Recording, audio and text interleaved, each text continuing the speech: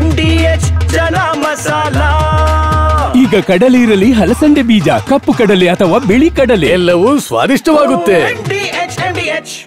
ಒಂದು ಕಡೆ ಪಾಕಿಸ್ತಾನ ಪ್ರಧಾನಿಗೆ ಭಾರತ ದಾಳಿ ಮಾಡಿದ್ದನ್ನು ಒಪ್ಪಿಕೊಂಡಿದ್ದಾರೆ. ಇದರ ಮಧ್ಯೆ ಭಾರತ ಪಾಕ್ ವಿರುದ್ಧ ಮತ್ತೊಂದು ಸುತ್ತಿನ ರಾಜತಾಂತ್ರಿಕ ಮಹಾಸಮರವನ್ನೇ ಸಾರಿದೆ. ವಿಶ್ವ ಪರ್ಯಟನೆ ಮಾಡಿ ಪಾಕ್ ಅದೆಂಥ ಉಗ್ರರ ನಾಡು ಅನ್ನೋದನ್ನ ಹೇಳಲು ಮುಂದಾಗಿದ್ದಾರೆ. ಇದಕ್ಕಾಗಿ ಸರ್ವಪಕ್ಷಗಳ ನಾಯಕರನ್ನ ಸೇರಿಸಿಕೊಂಡು 7 ತಂಡಗಳನ್ನು ಮಾಡಿದ್ದಾರೆ.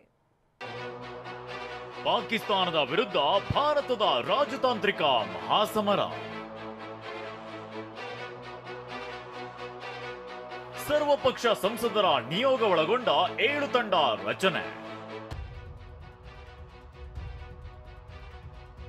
ವಿಶ್ವ ಪರ್ಯಟನೆ ಮಾಡಿ ಪಾಕ್ ಬಣ್ಣ ಬಯಲು ಮಾಡಲು ದೊಡ್ಡ ಪ್ಲಾನ್.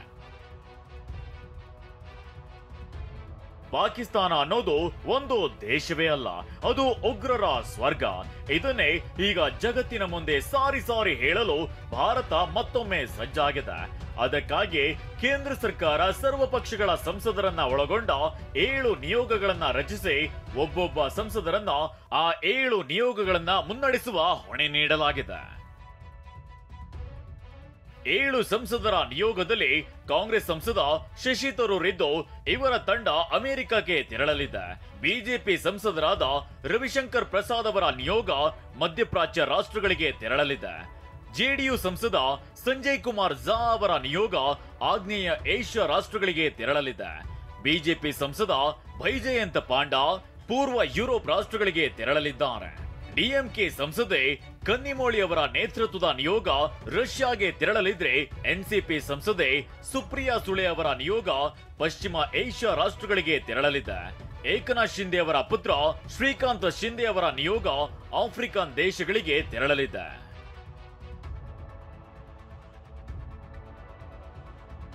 ಆಪರೇಷನ್ ಸಿಂಧೂರ ಹೊಗಳಿದ್ದ ತರೂರ್ಗೆ ದೊಡ್ಡ ಹೊಣೆ. ಕಾಂಗ್ರೆಸ್ ಕಳಿಸಿದ್ದ 4 ಹೆಸರು ಕೈಬಿಟ್ಟು ತರೂರ್ಗೆ ಮಣೆ. What India has done in Operation Sindoor is so well calculated. We have only hit terror sites. Shashi Tharoor. Congress ಸಂಸದ ಶಶಿ ತರೂರ್ ಇತ್ತೀಚೆಗೆ ಭಾರತೀಯ ಸೇನೆ ನಡೆಸಿದ ಆಪರೇಷನ್ ಸಿಂಧೂರವನ್ನ ಹೊಗಳಿದ್ರು. ಅಲ್ಲದೆ ಏಪ್ರಿಲ್ 10ರಂದು ಕದನ ವಿರಾಮ ಘೋಷಣೆ ಆದಾಗ ಇಡೀ ಕಾಂಗ್ರೆಸ್ ಪಕ್ಷವೇ 1971ರಲ್ಲಿ ಇಂದಿರಾ ಗಾಂಧಿ ತೋರಿಸಿದ ದಿಟ್ಟತನ ಪ್ರದರ್ಶಿಸಬೇಕಿತ್ತು ಅಂತ ಮೋದಿಗೆ ಕುಟುಕಿತ್ತು.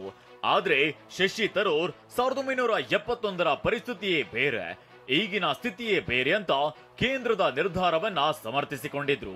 ಇದರಿಂದ ಸ್ವಪಕ್ಷದವರ ಕೆಂಗಣ್ಣಿಗೆ ಗುರಿಯಾಗಿದ್ರು. We had reached a stage where the escalation was needlessly getting out of control. Peace is necessary for us. The truth is that the circumstances of 1971 are not the circumstances of 2025. There are differences. This was not a war we intended to continue. We just wanted to teach the terrorists a lesson. That lesson has been taught. I'm sure the government will continue trying to identify and track the specific individuals who did the horrors of Pahalgam. Interesting ವಿಚಾರ ಅಂದ್ರೆ, ಸರ್ವಪಕ್ಷಗಳ ನಿಯೋಗವನ್ನ ವಿದೇಶಕ್ಕೆ ಕಳುಹಿಸಲು ನಿಮ್ಮ ನಾಯಕರ ಪಟ್ಟಿ ಕೊಡುವಂತೆ ಕೇಂದ್ರ ಸರ್ಕಾರ ಕಾಂಗ್ರೆಸ್ಗೆ ಕೇಳಿತು. ಕಾಂಗ್ರೆಸ್ ಸಹ 4 ಹೆಸರನ್ನ ಕೊಟ್ಟಿತ್ತು. ಆದ್ರೆ ಅದರಲ್ಲಿ ಶಶಿ ತರೂರ್ ಹೆಸರು ಇರಲಿಲ್ಲ. ಹೀಗಿದ್ರು ಕೇಂದ್ರ ಶಶಿ ತರೂರ್ ಅವರನ್ನ ಒಂದು ನಿಯೋಗದ ನೇತೃತ್ವ ನೀಡಿರೋದು ವಿಶೇಷ. ಹೀಗಾಗಿ ತಮ್ಮನ್ನ ಆಯ್ಕೆ ಮಾಡಿರೋದಕ್ಕೆ ತರೂರ್ ಕೇಂದ್ರಕ್ಕೆ ಧನ್ಯವಾದವನ್ನ ಹೇಳಿದ್ದಾರೆ. Very great honor. As a citizen, being called upon to serve the nation at a time of crisis is a matter of a duty for all of us. At the same time, for me, it is an honor that I've been asked to lead the delegation. Party has my telephone number and they can call me anytime they like. I don't think there's any difficulty there. ಕಾಂಗ್ರೆಸ್ನಿಂದ 4 ಹೆಸರು ಶಿಫಾರಸು. ಇಬ್ಬರ ಬಗ್ಗೆ BJP ಆಕ್ಷೇಪ.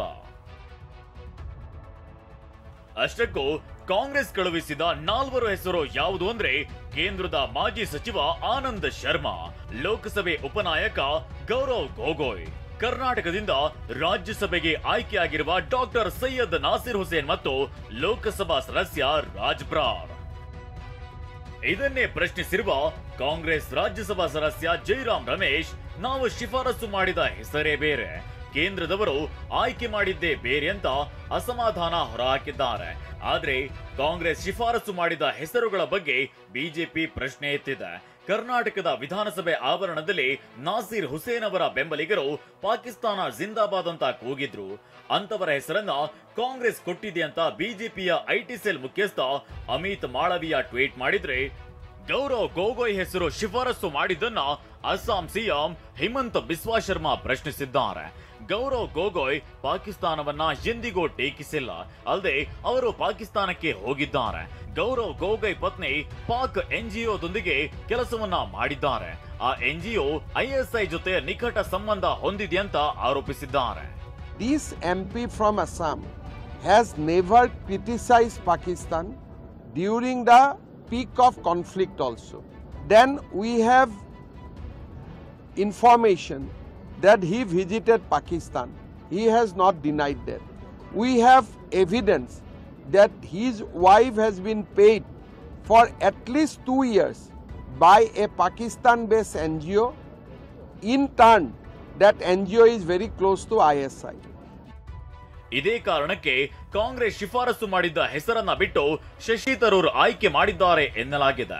ಇನ್ನು ಈ ನಿಯೋಗದ ಒಂದು ತಂಡದಲ್ಲಿ ಎಐಎಂಐಎಂ ಸಂಸದ ಅಸಾದುದ್ದೀನ್ ಓವೈಸಿ ಸಹ ಸೇರಿರೋದು ಮತ್ತೊಂದು ವಿಶೇಷವಾಗಿದೆ. ಇನ್ನು ನಿನ್ನೆ ಗುಜರಾತ್ನ ಗಾಂಧಿನಗರದಲ್ಲಿ ಮಾತನಾಡಿದ ಕೇಂದ್ರ ಗೃಹ ಸಚಿವ ಅಮಿತ್ ಶಾ ಭಾರತೀಯ ಸೇನೆಯ ಪರಾಕ್ರಮವನ್ನ ಕೊಂಡಾಡಿದ್ದಾರೆ.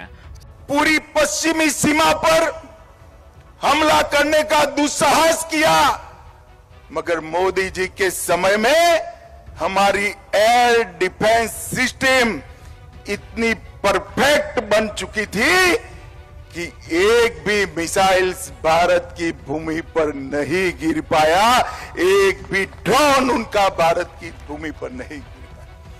100 से ज्यादा दुर्दांत आतंकवादियों को समाप्त करने के बाद जब एक भी हमला भारत को नुकसान पहुंचाने के में सफल नहीं हुआ. ಸಂಸದರ ನಿಯೋಗ ಮೇ 22ರಿಂದ ನಿಯೋಗದ ವಿಶ್ವ ಪರ್ಯಟನೆ ಶುರು ಮಾಡಲಿದ್ದು ಪಾಕಿಸ್ತಾನದ ಉಗ್ರಮುಖವನ್ನ ಜಗತ್ತಿನ ಮುಂದೆ ಸಾರಲಿದೆ. ಹರೀಶ್, ಟಿವಿ9 ನವದೆಹಲಿ. ವಾಹ್, ಯಾಕೆ ಈಗ ಬಂತ ಸ್ವಾದ? ಖಂಡಿತ ಈಗ ಬಂತು ಅಸಲಿ ಸ್ವಾದ. MDH chunky chaat masala life ಅಲ್ಲಿ ಅಸಲಿ ಸ್ವಾದ ತರುತ್ತೆ. ಅಸಲಿ ಮಸಾಲ, ಎಸ್ ಎಸ್ MDH.